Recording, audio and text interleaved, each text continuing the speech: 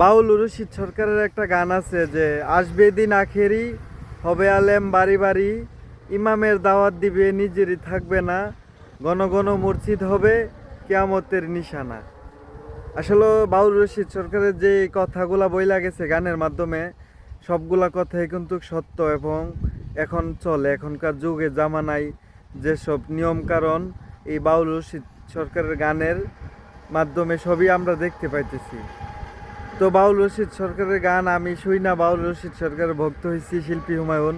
তো আপনারাও কি শুনেন নাকি শুনেন না অবশ্যই কমেন্টে জানাবেন। আর বাউল রশিদ সরকারের গান শুনলে কিন্তু আপনারা আল্লাহর পছন্দের একজন ভালোবাসার মানুষ হইতে পারবেন।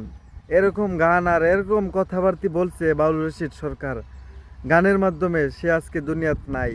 যদি থাকতো তার কাছে যাইতাম, যায় সাইরা পাগল মনের ভবপরের কিছু কথা বলতাম, আর কিছু শিখতাম, কিছু জানতাম, কিছু শিল্পী হুমায়ুনের বন্ধুদেরকেও বুঝাই দিতাম আমি কিছু বুঝা। তো সে আজকে দুনিয়াত নাই, তবে তার গানগুলা শুনি, অনেক ভালো লাগে। অনেক বাউল রশিদ সরকার অনেক ভালো গান বইলা গেছে দুনিয়ায়।